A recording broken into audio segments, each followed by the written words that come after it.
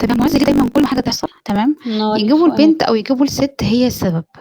يعني ليه بيحطوا كل اللوم عليكم عليها؟ السلام ورحمة الله وبركاته. منور. هقول لك،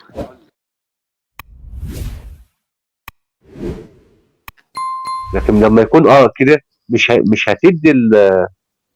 هتدي المجال لحد يتكلم. فطبعا الغلط منها 100%، والغلط من جوزها برضه، كلها فكره حاجات زي كده. طب يا معز ليه دايما كل ما حاجة تحصل تمام نوري يجيبوا فؤاد. البنت أو يجيبوا الست هي السبب؟ يعني ليه بيحطوا كل اللوم عليكم عليها؟ السلام ورحمة الله وبركاته. منور. هقول لك، انا خليني مثلا رحت وانا متجوز، رحت غلطت مع واحده مثلا، والبنت دي هنقول مثلا حملت. حلو، تمام. انا الشرع محلل لي انا اتجوز 4. لكن لو واحده على ذمه راجل وراحت غلطت وحملت، هتصلح غلطتها ازاي؟ مم. ما ينفعش تصلح غلطتها. تمام. فحتى الدين برضك يعني في اللي هو الراجل بيصلح غلطته، لكن الواحده ما تنفعش تصلح غلطتها. فطبعا الواحده لازم تكون هي اللي غلطانه. الواحده هي اللي فتحت الباب، هي اللي ادت مجال للراجل يخش في حياتها. هو يا نادر. طيب حضرتك ايه لكن رأيك هي مثلا في الواحدة اللي هي بتفتح الباب تمام بس بيبقى يعني بيبقى مثلا هقول لحضرتك ازاي. انا برضو اتحكت لي قصة صعبة جدا بس دي طويلة جدا مش هينفع فيها الكلام دلوقتي.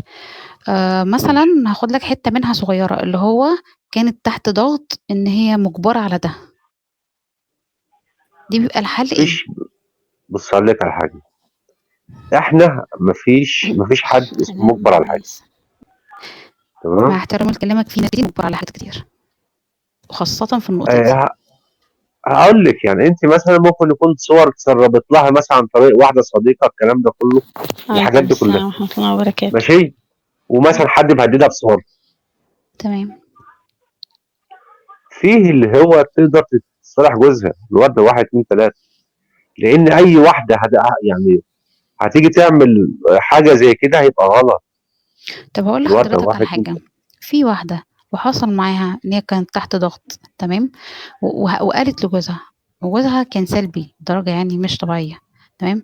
مشاكل بقى اي حاجة فبتلاقيه ان هو بعيد مش معاها مش متواجد معاها. تمام. اصبح ان هو سابها هي مصدر يعني تصد اي شيء لوحدها. تمام.